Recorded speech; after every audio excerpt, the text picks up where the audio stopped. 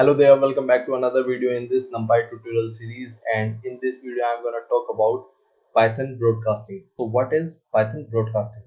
Broadcasting is a term which is used when you are applying some arithmetic operations onto NumPy arrays. So this is basically Python NumPy broadcasting. So let's test it out. Okay, now what I need to do is I need to create some arrays. Let's use array range function, and I'm going to use 1 comma 5. Let's make another array 1 is equal to array range. uh, let's take 1 comma 5. Okay, now we have this. So what we can do is we can add both these, and as you can see here, let me just print it out first. What is array and what is array 1? Now array plus array 1. Yeah, so 51 plus this, it is adding element files. Okay, so you can also do the subtraction here, arr minus arr1, as you can see here. Also, this is the benefit on list this is also one of the benefits that NumPy arrays has over list. Like, let's create a list here. List is equal to list 1 comma 2 comma 3, and okay, oh yeah, I do not need to provide list here. Yeah, and list, what I'm going to do is I'm going to multiply it by 5. What it did is it just created a copy of this 5 times: 1 2 3 1 2 3 1 2 3 1 2 3 1 2 3. And if we do the same operation with an array, let's take array into 5, what it is going to do, it is going to multiply 5 to each element. So this is the benefit of NumPy arrays over lists. Okay, now what I need to do is we can also multiply both of them. Array is equal to array 1, and again it did multiplication like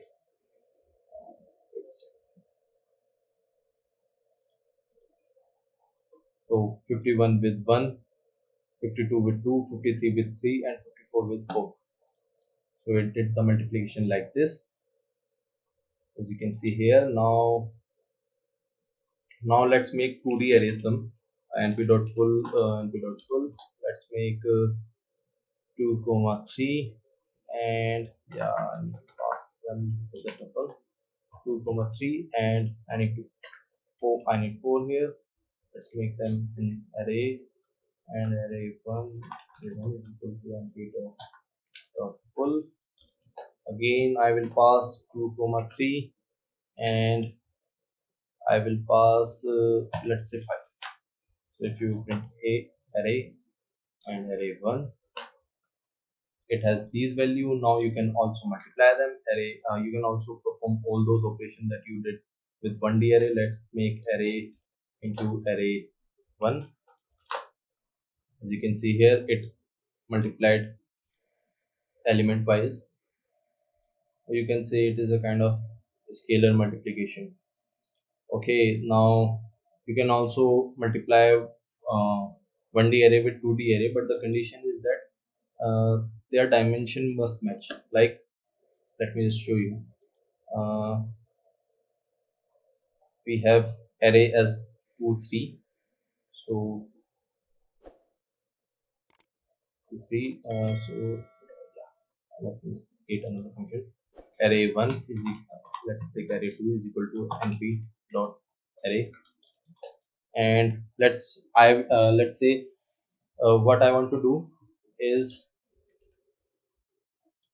first print array, and what I want to do is I will give 3 values here: 1 comma 2 comma 3, and arr into arr2. What it did is that it multiplied all of them to first to this row, and then second to this row. Now let's try to make them of tool length 2. And if you do this, it will not, because what happens is that it cannot multiply with these kind of shapes. What it needs is that this should be same as this. Let's yeah. But one more thing that I want to tell you is, when you multiply here normally now, it is not doing a dot product. So if you want to do a dot product of a matrix, let's make some matrix here, 2 3, and let's make it 3 comma 2, and yeah, and this. So array and array 1. So if you try to multiply them, it will not work. As you can see here, it will not work at all. Now what you can do here is, you can use another function np dot dot, and it will provide a dot product.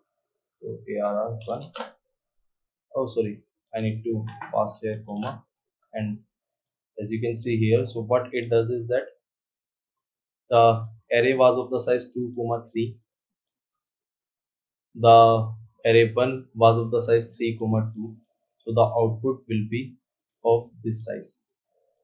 This is how a multiplication dot product works in Python, and let me just show you like how it works.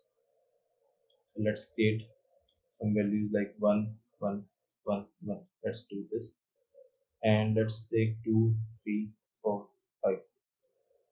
The condition for dot product is that number of columns of the first array should be equal to the number of rows. So what it is going to do, 1 multiplied by 2 plus 1 multiplied by 4 is going to give value. So 1 multiplied by 2 is 2, plus may 1 multiplied by 4 is 4, and 4 plus 2 is 6. Now this row with this value. So same, 1 multiplied by 3 plus 1 multiplied by 5, which is going to be 8.